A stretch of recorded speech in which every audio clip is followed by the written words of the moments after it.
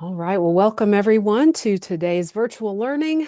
Today, I'm excited to learn more about life design. It is a topic I myself am not that familiar with, and our colleague Jesse Simonik met Michelle at a training a while back and just really loved what they were learning. And Michelle is now more of an expert at this type of design, and very excited to learn more about it and how you could also potentially utilize it within your courses and student spaces, workshops. So, Michelle, I'll hand it over to you to do a formal introduction, but thank you so much for being here. Thanks for having me. Okay, I'm going to share my slides and kind of run through some things. Honestly, I'm going to want to hear from a lot of you too at the end about what kinds of ideas you're thinking, what you're more curious about, if this is something you've done in maybe some capacity that you didn't realize you were doing, and how you might want to expand it. So a little bit about me. I was trained at the Stanford University Life Design Studio. The Life Design Studio does programs for educators, and that's both professors and staff at higher ed institutions to get them trained in the curriculum of life design. So, for those of you who aren't familiar with life design, I am going to go into what that means exactly, but we'll get there. In the meantime, I have a PhD and I'm a tenured professor in communication at Bridgewater State University in Massachusetts. And since completing the life design studio at Stanford, I became very involved in inserting life design into curriculum and workshops at Bridgewater. And I founded a program called Designing Your BSU. What that is a 1 credit college transition course that incorporates life design. And I will also go into a little bit more about that program and how it got started. A little bit more about me. I'm also the author of several books. I have directed several short films, both fiction and nonfiction. And there's more about me and ways to contact me at my website, michellemeek.com. So you can connect with me there. So, to back up, before we get into exactly what life design is, we have to talk about what design thinking is, because life design is actually built on the framework of design thinking, which is a framework that has been used by engineers, software engineers for many years. And the idea of it is both as a process, a way of approaching a problem and finding and testing solutions, but also a mindset. So a set of beliefs that actually shape how you see yourself, the world, and even problems. There's many kind of charts like this. This is just one, but to give you a sense of the iterative process of design thinking, it's not just you have a problem and you solve it. That's not design thinking. Design thinking is you're continuing to go kind of circle back to where you were in the beginning and reiterate a new solution or retest something or try something. So you start in this idea of empathizing, kind of researching what it is that you're wanting to do. You are going to define the terms, the problem, then you're going to brainstorm. You start in the here with prototyping, testing something, right? And then you actually implement, launch something. So examples that I use when I try to get across what design thinking is, you could think of something like a bridge. You don't just like put up a bridge and then walk away and be like, well, we're done, right? And I know this because in Rhode Island, we have a bridge that actually went under inspection and failed inspection. And now half the bridge is under renovation, which has caused pretty much major traffic in Rhode Island for the last several years, actually. So, when you build a bridge, you do all of these steps, but then you're not done with building the bridge or maintaining the bridge once it's launched. You have to actually keep it up. Same thing with software, right? If you think about Microsoft Word, right? What it was like decades ago versus what it is now. Again, a process of evolving, changing based on what people's needs are, how people use something, etc. So, some of the design thinking mindsets which really come to bear on life design when we make that transition. One is radical collaboration. So, thinking about how are you engaging with others in order to move things forward. One of my favorite examples is like a mastermind group or something where you're really putting two heads are better than one, three heads are better than two, etc. Obviously, when you get to like 50,000, I'm not sure it always works that well, but um, and then the another one is reframing. So when you think of something where it's really blocking you, how can you reframe that? How can you reframe that as a question instead of just a statement? Things like that. Curiosity, and I'll dig into this a little bit further, but curiosity is so important, and we'll really see how the difference between something like passion and curiosity is quite uh, different. Those two things are quite different because when you think about passion, you think about already having a level of expertise and understanding, whereas curiosity can draw you into new places that you might not have thought of before. And so approaching things with curiosity, one of the things that I always like to remind people is curiosity is the opposite of judgment. So when you're curious about something, you're eager to understand and learn more. And that is a very open state of mind that can help solve problems.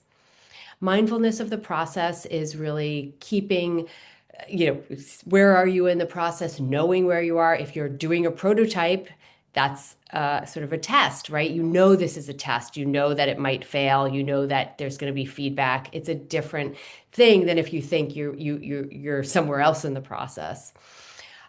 This is one of my favorites, bias towards action. I'm a very action-oriented person, and I love the idea of, you think you like this idea, you think you want to try this, well, try something. Find some way of acting on some of it.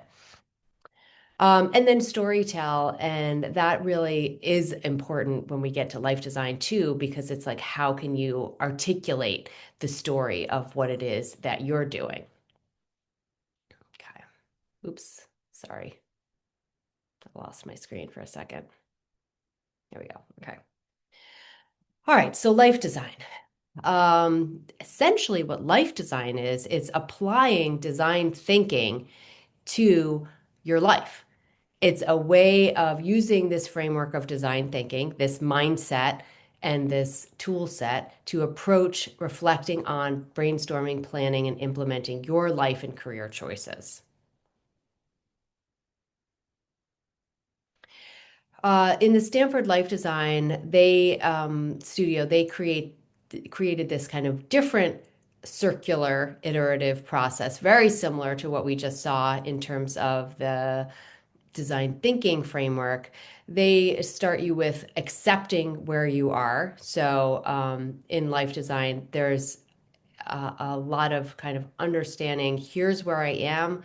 And not to say that looking back isn't important, but really it's about how am I planning to move forward now, empathizing with where you are, and then it's kind of again defining yourself, understanding yourself first. Then I'm brainstorming, trying some things out, and testing. Here's just a few of the life design mindsets, and some of these terms you probably have heard in other contexts. So, reframing, here are some examples of reframing. So, one of the things that in life design they talk about are gravity and anchor issues.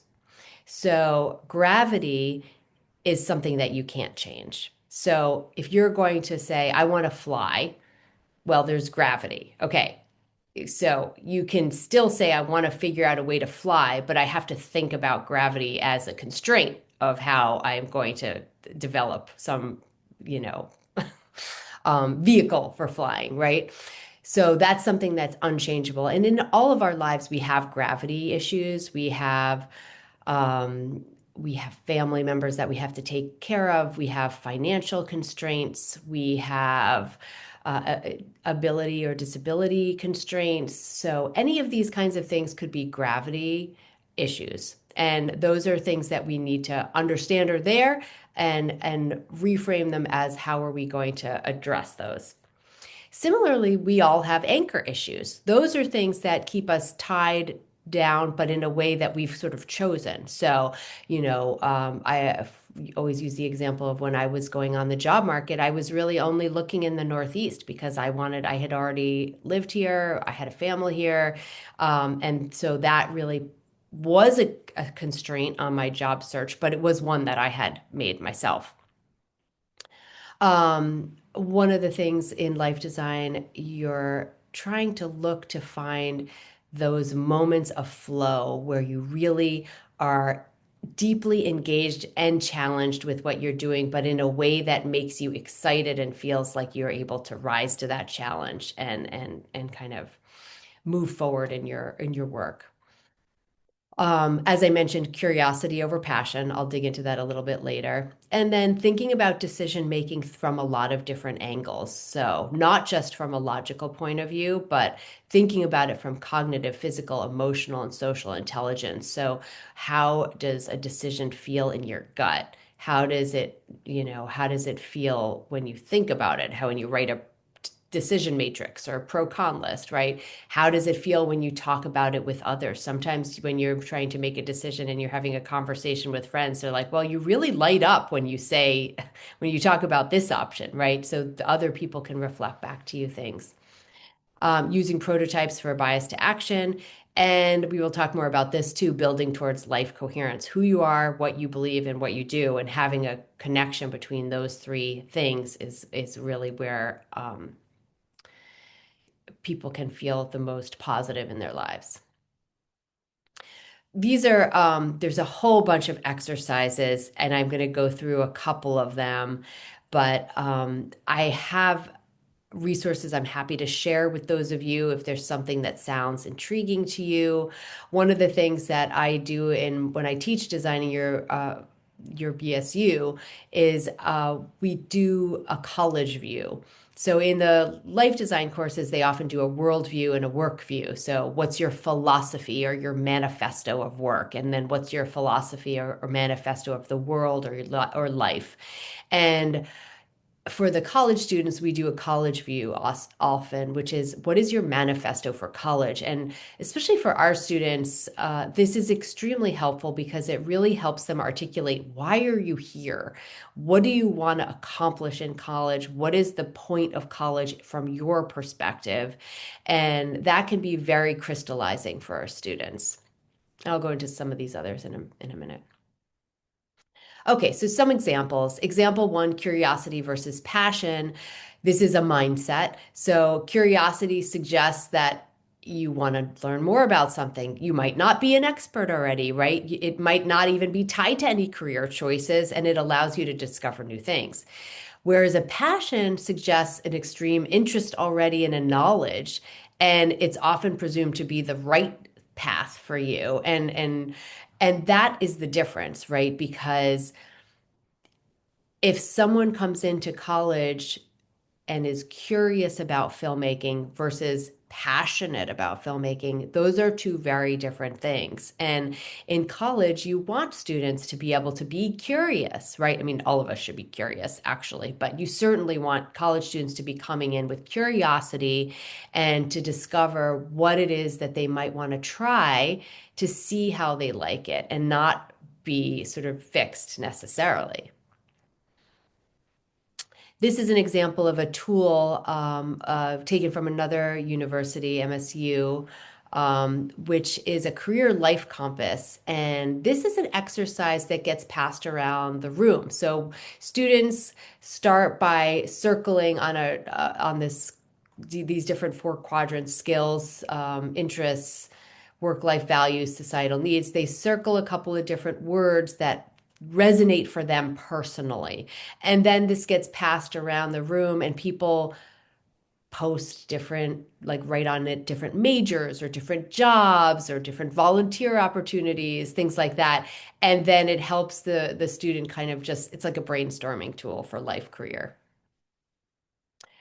Another mindset that I kind of mentioned was these connecting the dots of what you do, who you are, and what you believe, and connecting those dots helps what's called life coherence, which is really tied to meaning making and peace of mind.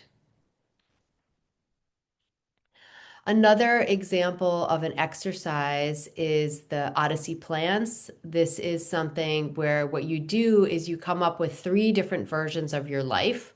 Life one, the story you tell today. So this is like if you were on the same track that you were already on, what would you do? When I do this with college students, I will have them say, what is the most likely major or your existing major right now? That's life one. So you're a criminal justice major and this is you're gonna kind of that's your path, right? But life two, what if life one was not an option? And then so this is not to say something like, all right, well, I'm a college teacher, so instead I'll be a high school teacher. No. It's more profound than that. So the idea is that you choose something outside of education. Like, what if being a teacher was not an option? What would be the other thing that you do?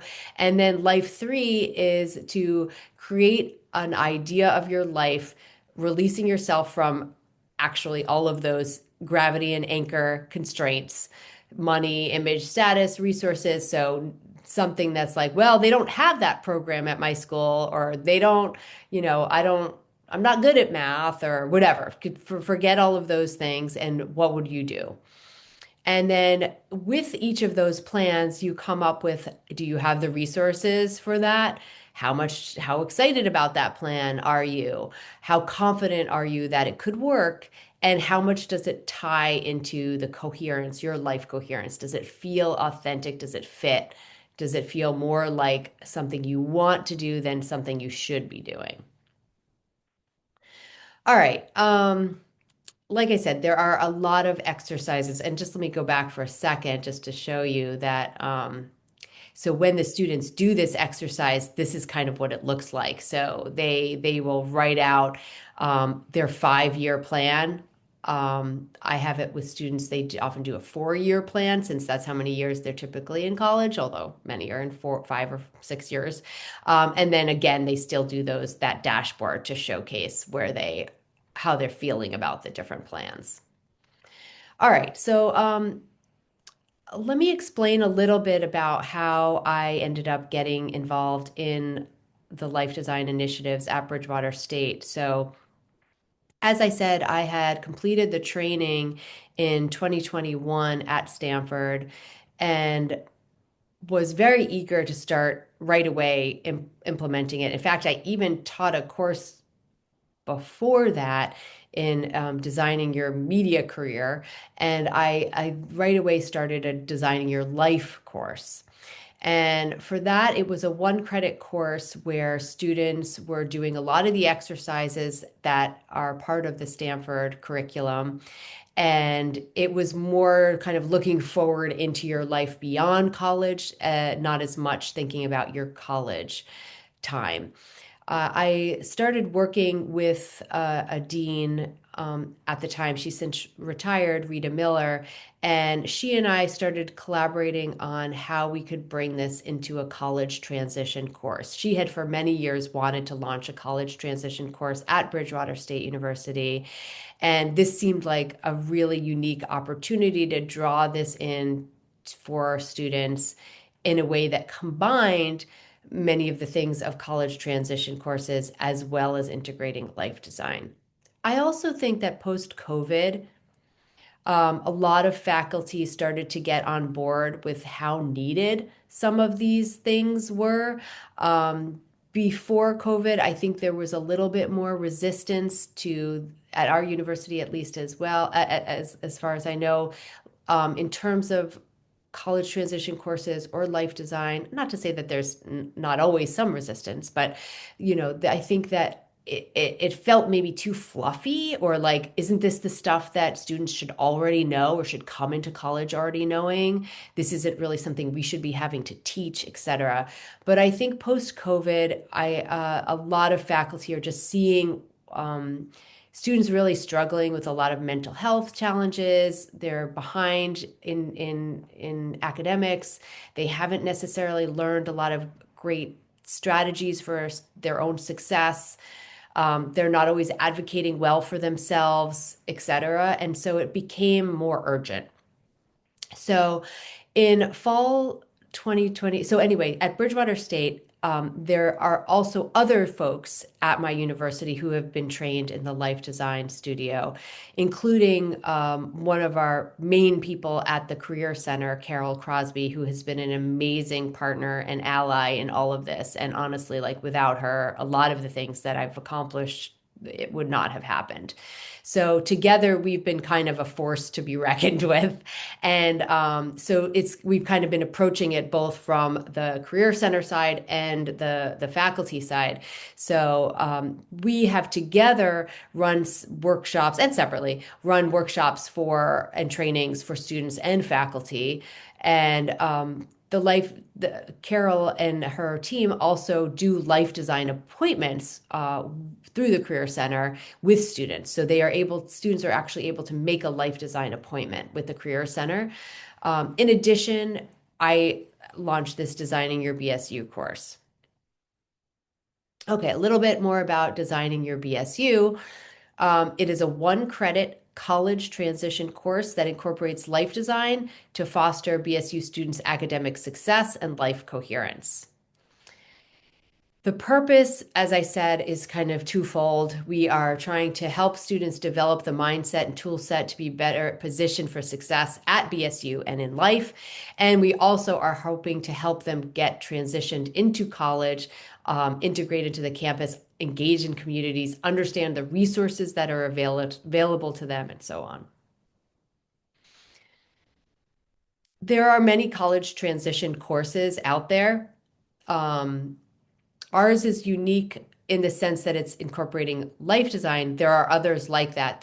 We early on we had a lot of meetings with folks who were doing something similar. We actually had like paid to have some consultants from different universities come in and tell us about how they were doing this. For example, at Tulane, they're doing a Designing Your Tulane, and or I think it's called Tailor Your Tulane, and then they have Tailor Your Life.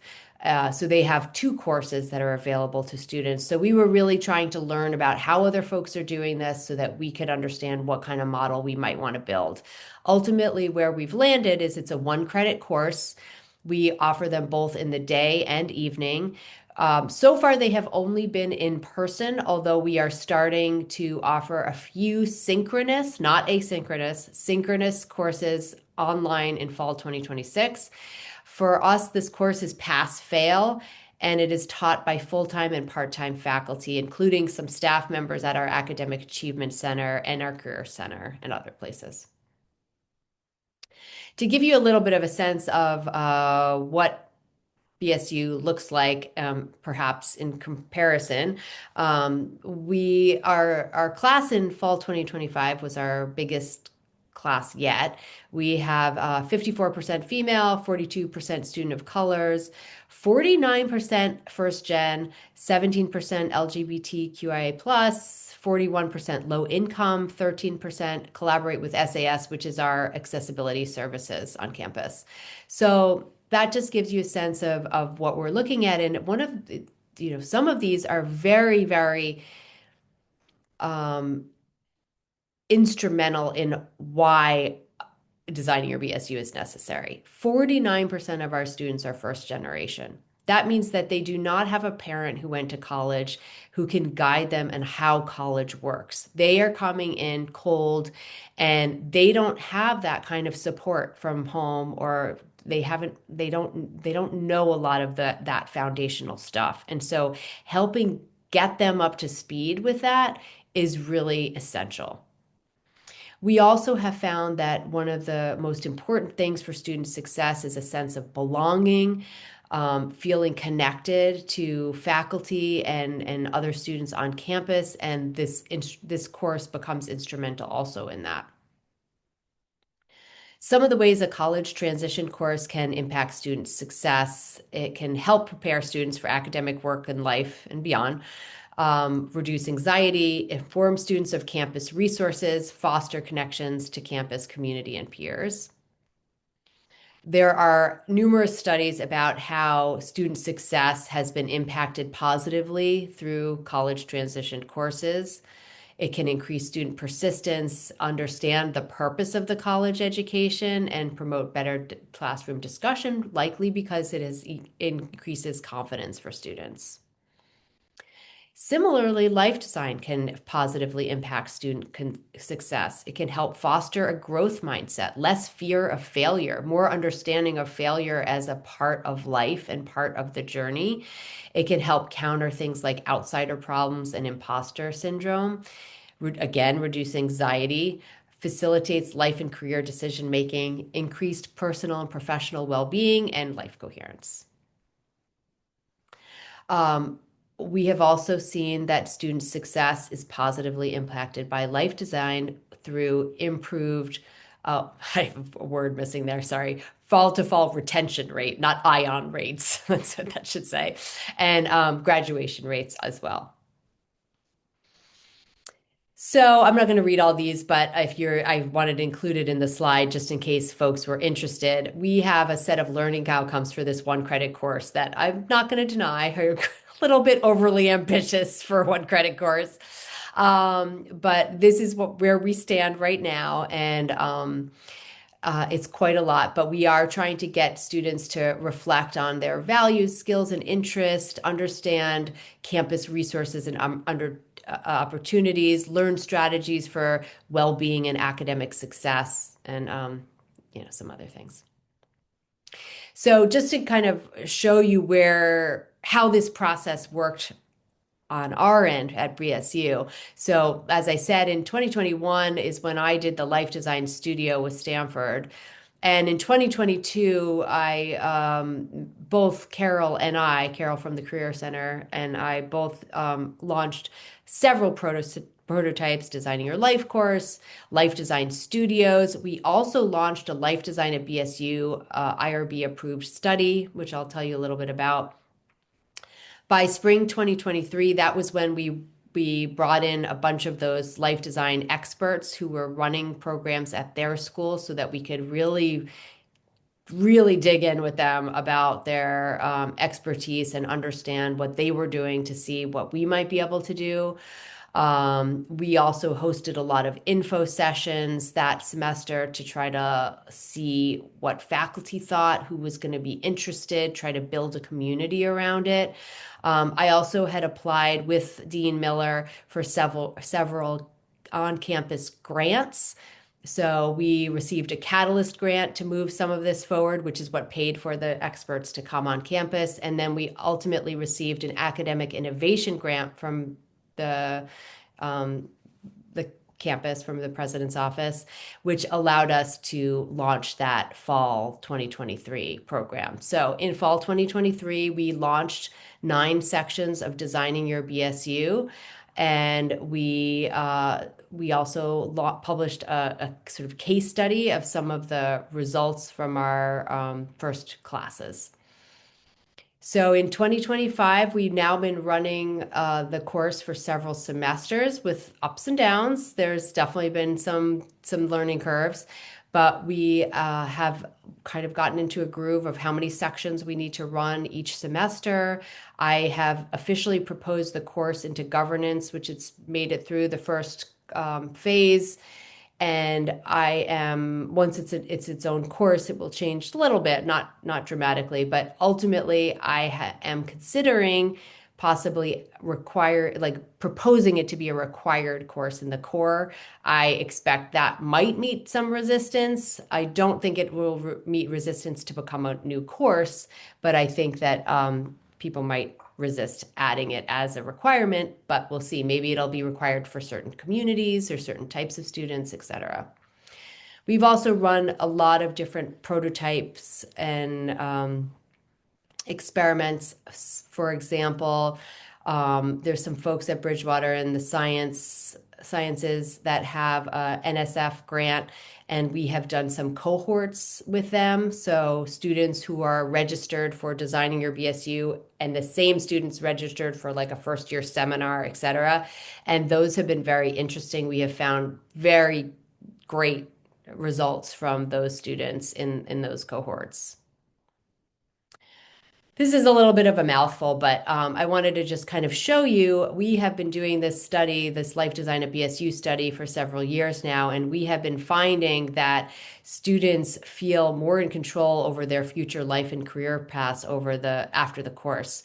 So just two examples out of many, but students reported after the class feeling less overwhelmed about their career. So before the class, 15 of 47 students answered either agree or strongly agree to the statement, thinking about my career choices overwhelms me. But after the class, those numbers reduced nearly in half to 8 students. Students reported after the class also feeling more confident with how to overcome obstacles in their career and life. This, I think, is maybe even more important.